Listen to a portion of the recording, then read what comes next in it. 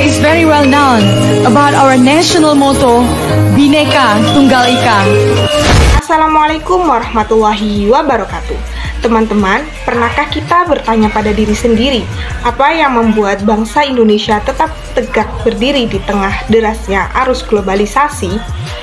Apakah karena luasnya wilayah, banyaknya sumber daya alam, atau justru karena sebuah ideologi yang menyatukan kita? Jawabannya ada pada Pancasila. Bukan sekedar dasar negara, Pancasila adalah ideologi dan perjanjian luhur bangsa yang menjadi pondasi kokoh untuk menjaga keutuhan NKRI. Di era globalisasi yang penuh tantangan, Pancasila berperan sebagai benteng sekaligus kompas agar bangsa ini tidak kehilangan jati diri. Perkenalkan, nama saya Nazwa Zahra dari Program Studi Pendidikan Agama Islam kelas A6 Fakultas Tarbiyah dan Ilmu Keguruan UIN Kyai Haji Ahmad Siddiq Jember. Pada kesempatan ini, saya akan memaparkan materi dengan judul Pancasila sebagai ideologi dan perjanjian luhur bangsa dalam menjaga keutuhan NKRI di era globalisasi. Pada sidang pertama BPUPKI tanggal 1 Juni 1945, Insinyur Soekarno menyampaikan pidato penting yang menjadi cikal bakal lahirnya Pancasila. Dalam pidatonya, Soekarno memperkenalkan istilah filosofis Grundslag yang berarti landasan filsafat atau pandangan hidup bangsa. Hal ini menunjukkan bahwa Pancasila diproyeksikan bukan hanya sebagai dasar negara yang bersifat politis dan yuridis, tetapi juga sebagai landasan filosofis dan ideologis yang mengarahkan kehidupan bangsa Indonesia. Pada saat itu, dunia sedang berada dalam persimpangan ideologi besar seperti liberalisme, komunisme, fundamentalisme agama, dan sekularisme. Melalui Pancasila, Soekarno menginginkan Indonesia memiliki jalan tengah yang sesuai dengan kepribadian bangsa, sehingga tidak larut dalam dominasi ideologi asing. Dalam perkembangannya, bangsa Indonesia dihadapkan pada arus globalisasi, yaitu proses keterhubungan dunia dalam bidang ekonomi, politik, sosial, budaya, hingga teknologi. Globalisasi membawa dampak positif berupa terbukanya akses ilmu pengetahuan, percepatan modernisasi, dan perluasan wawasan global. Namun, globalisasi juga memiliki dampak negatif, seperti mengikis nilai-nilai lokal, melemahkan rasa kebangsaan, serta memunculkan sikap individualis dan materialis. Dalam kehidupan nyata, pengaruh globalisasi dapat dilihat pada berbagai bidang. Dari sisi budaya, muncul gaya hidup konsumtif, westernasi, dan hedonisme. Dari sisi ekonomi, terjadi ketergantungan pada produk asing dan melemahnya industri dalam negeri. Dari sisi politik, masuknya ideologi asing yang tidak sesuai dengan kepribadian bangsa. Dalam kondisi inilah nasionalisme diuji. Apakah bangsa Indonesia mampu mempertahankan jati dirinya di tengah derasnya arus globalisasi? Untuk menghadapi tantangan tersebut, Pancasila juga berfungsi sebagai filter dalam menerima atau menolak pengaruh globalisasi.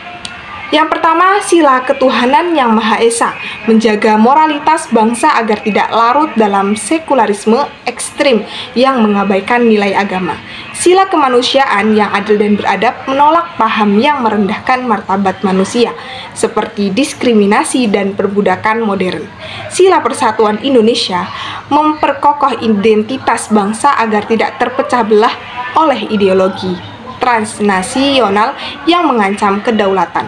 Sila kerakyatan yang dipimpin oleh hikmat kebijaksanaan dalam permusyawaratan atau perwakilan, menjaga sistem demokrasi Pancasila agar tidak terseret ke dalam liberalisme, individualistik maupun otoritarianisme asing. Sementara itu, sila keadilan sosial bagi seluruh rakyat Indonesia memastikan pembangunan ekonomi tetap berorientasi pada kesejahteraan rakyat, bukan semata pada kepentingan pasar global. Dengan demikian, Pancasila juga berperan sebagai kompas nilai yang mampu menerima hal-hal bermanfaat dari globalisasi sekaligus menolak pengaruh yang bertentangan dengan jati diri bangsa. Contoh aplikatifnya dapat dilihat dalam berbagai bidang kehidupan. Dalam pendidikan, meskipun globalisasi itu membawa model pendidikan sekuler, Indonesia tetap mengajarkan pendidikan agama sesuai keyakinan masing-masing siswa sebagai wujud implementasi sila pertama. Dalam bidang budaya, masyarakat bisa mengapresiasi K-pop, Hollywood, atau budaya luar lainnya tanpa harus meninggalkan seni dan budaya tradisional Nusantara. Dalam bidang ekonomi, keterbukaan terhadap investasi asing tetap diimbangi dengan keperpihakan pada UMKM dan ekonomi rakyat sebagai penerapan sila kelima. Sedangkan dalam bidang politik, demokrasi Pancasila menjadi jalan tengah antara demokrasi liberal barat dan sistem otoriter. Dari uraian tersebut dapat ditegaskan bahwa Pancasila adalah ideologi terbuka yang lahir dari sejarah panjang bangsa Indonesia.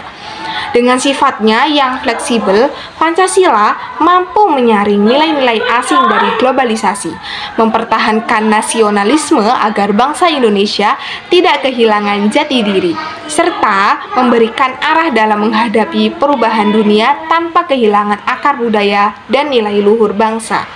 Singkatnya, Pancasila bukan sekedar dasar negara, melainkan benteng pertahanan ideologis bangsa Indonesia di era globalisasi. Salah satu penyebab Pancasila kurang dihayati dalam kehidupan bangsa adalah karena seringkali ia hanya diajarkan secara formal di ruang kelas tanpa dihubungkan langsung dengan realitas kehidupan sehari-hari. Akibatnya, banyak generasi muda hanya sebatas hafal sila-silanya, tetapi tidak benar-benar memahami makna dan aplikasinya. Tantangan yang semakin besar muncul di era globalisasi, khususnya dalam dunia digital. Arus informasi yang deras membuat masyarakat lebih cepat terpengaruh budaya luar dibandingkan nilai-nilai Pancasila yang seharusnya menjadi pegangan. Oleh karena itu, implementasi Pancasila perlu diperkuat dan disesuaikan dengan perkembangan zaman. Salah satunya melalui literasi digital. Dengan cara ini, nilai-nilai gotong royong, toleransi, dan persatuan dapat diterapkan baik di dunia nyata maupun di media sosial, sehingga ruang digital Indonesia tidak dipenuhi hoaks, ujaran kebencian, maupun konten yang merusak moral bangsa. Implementasi Pancasila dapat dilakukan pada berbagai aspek kehidupan. Yang pertama, pada tingkat individu. Setiap orang dituntut untuk hidup sesuai ajaran agama, bersyukur, menghormati ciptaan Tuhan, serta bertanggung jawab atas tindakannya. Contoh konkretnya adalah tidak menyebarkan ujaran kebencian di media sosial, melainkan memanfaatkannya untuk berbagi kebaikan dan pengetahuan. Yang kedua, dalam keluarga dan masyarakat, seseorang harus mampu menyeimbangkan hak dan kewajiban, menjaga kerukunan, serta menghidupkan kembali nilai-nilai gotong royong. Hal ini dapat diwujudkan dengan saling membantu tetangga yang terkena musibah, menjenguk orang sakit, atau melakukan kerja bakti di lingkungan sekitar. Yang ketiga, sebagai warga negara, implementasi Pancasila tampak dalam ketaatan terhadap hukum, partisipasi aktif dalam demokrasi, dan kesadaran akan kewajiban. Misalnya, ikut serta dalam pemilu, membayar pajak tepat waktu, serta menjaga kebersihan lingkungan. Yang keempat, di era globalisasi, nilai-nilai Pancasila perlu hadir di dunia digital. Misalnya, melalui penggalangan dana online untuk korban bencana, kampanye toleransi di media sosial, dan penolakan terhadap hoaks serta radikalisme. Dengan demikian, Pancasila harus dipahami dan diamalkan sebagai pandangan hidup bangsa, bukan hanya simbol atau hafalan formal. Globalisasi memang membawa banyak kemajuan, tetapi juga berpotensi merusak identitas dan budaya bangsa jika tidak disikapi dengan bijak. Oleh sebab itu, pembudayaan Pancasila harus terus diupayakan dalam bidang pendidikan, politik, ekonomi, maupun sosial. Dengan menjadikan Pancasila sebagai dasar berpikir dan bertindak, masyarakat Indonesia akan mampu menyaring pengaruh globalisasi, mengambil sisi positifnya, serta menolak hal-hal yang merusak kepribadian bangsa. Implementasi nyata Pancasila inilah yang akan membuat Indonesia tetap tegak berdiri di tengah derasnya arus globalisasi. Kemudian ada solusi efektif mengatasi krisis globalisasi. Solusi merupakan langkah atau upaya yang ditempuh untuk mengatasi persoalan agar tidak menimbulkan dampak yang lebih buruk. Dalam konteks globalisasi, solusi berarti strategi bangsa Indonesia untuk mampu beradaptasi dengan perkembangan dunia, tetapi tetap menjaga identitas dan nilai luhur bangsa. Ada 3 solusi utama yang bisa diterapkan, yaitu melalui pendidikan, peneguhan Pancasila sebagai ideologi bangsa, dan penguatan karakter dalam kehidupan sehari-hari. Yang pertama, pendidikan menjadi solusi utama dalam menghadapi globalisasi. Pendidikan bukan hanya soal menambah ilmu pengetahuan, tetapi juga membentuk karakter, moral, dan keterampilan hidup. Melalui pendidikan, generasi muda diajarkan untuk berpikir kritis, mampu beradaptasi, serta menjunjung nilai gotong royong. Misalnya, guru tidak hanya mengajarkan teori ekosistem, tetapi juga mengajar siswa untuk menanam pohon atau mengelola sampah plastik, sehingga mereka peduli pada masalah global sekaligus menerapkan nilai kebersamaan. Dalam dunia digital, siswa diarahkan agar bijak menggunakan media sosial, menyebarkan konten positif, dan menghindari hoaks. Dengan demikian, pendidikan menjadi kunci agar generasi muda tidak hanya menjadi penonton globalisasi, tetapi mampu menjadi aktor yang aktif dengan tetap berpegang pada Pancasila. Yang kedua, meneguhkan Pancasila sebagai ideologi bangsa. Pancasila adalah sumber hukum tertinggi dan pedoman hidup bagi seluruh rakyat Indonesia. Jika benar-benar dihayati, Pancasila dapat menjadi filter untuk menyaring budaya asing, menjaga persatuan, serta memperkuat identitas bangsa. Contohnya, Gerakan Bangga Buatan Indonesia merupakan wujud nyata implementasi sila ketiga tentang persatuan dan sila kelima tentang keadilan sosial. Dengan membeli produk lokal, masyarakat tidak hanya mendukung ekonomi nasional saja, tetapi juga membuktikan bahwa bangsa Indonesia mandiri di tengah dominasi produk asing. Yang ketiga, ada penguatan karakter dalam kehidupan sehari-hari. Jadi, nilai Pancasila itu tidak boleh hanya berhenti pada tataran wacana, tetapi harus dibiasakan sejak dini, di rumah, di sekolah, dan masyarakat. Misalnya, orang tua mengajarkan anak untuk berdoa sebelum beraktivitas sebagai wujud sila pertama tentang ketuhanan. Siswa berlatih jujur dalam ujian sebagai wujud sila kedua tentang kemanusiaan, dan masyarakat menjaga kerukunan antar agama sebagai wujud sila ketiga tentang persatuan.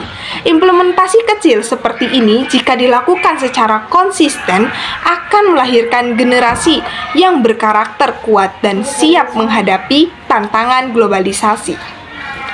Dengan 3 langkah tersebut, pendidikan, peneguhan Pancasila, dan penguatan karakter Indonesia tidak hanya mampu bertahan di era globalisasi, tetapi juga berdiri tegak sebagai bangsa yang berdaulat, bermartabat, kepribadian.